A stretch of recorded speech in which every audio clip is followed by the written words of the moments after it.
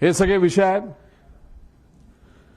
आणि एक महत्त्वाचा विषय तुम्हाला सांगतो की जेव्हा केव्हा तुम्ही पूर्वीच्या दादांचे व्हिडिओज तिथं बघितले असतील, त्या व्हिडिओजमध्ये दादा प्लास्टिकची बॉटल घेऊन तिथं काही गोष्टी करताना बघितलं असेल, पाणी पिताना प्लास्टिकच्या बॉटलमध्ये पाणी पिताना तुम्ही बघितलं असेल। आणि मग पण नजीकच्या काळामध्ये म्हणजे हे जे काय आहे,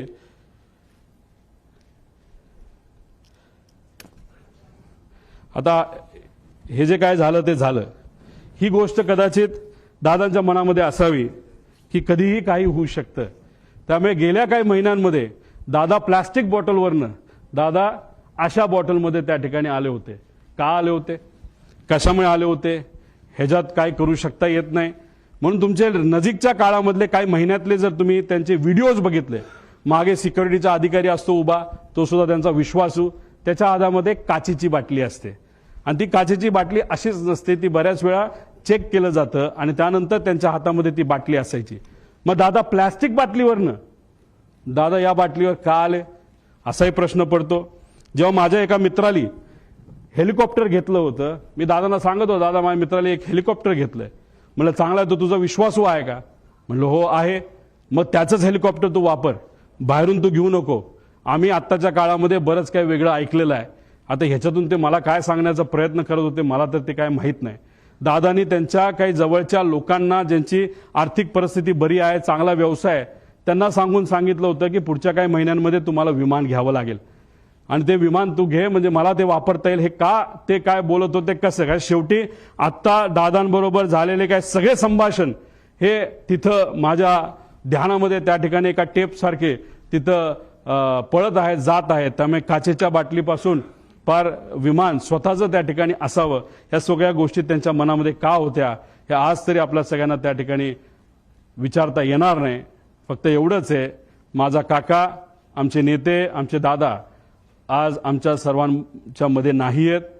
पण ते का नाहीत, कशामुळे झालं, कुणी केलं, जर केलं असेल तर कसं घडलं, का केलं गेलं, याची माहिती मला नाही तर अख्ख्या महाराष्ट्राला त्या ठिकाणी माहिती पाहिजे।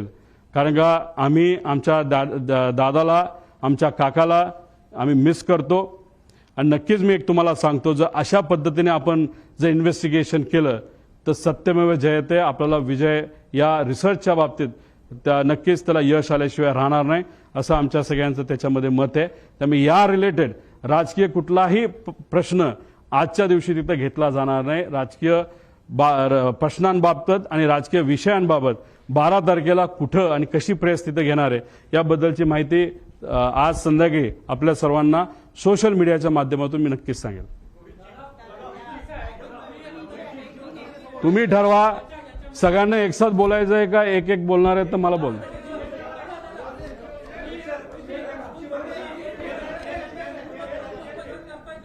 हा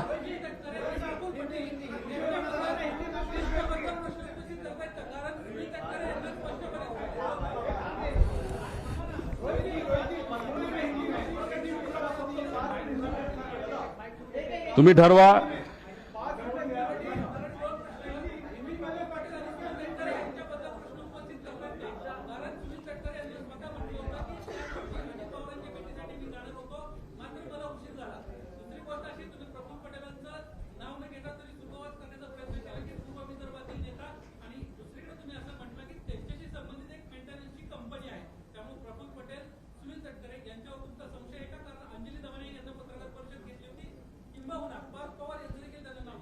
एक तुम्ही समजून घ्या,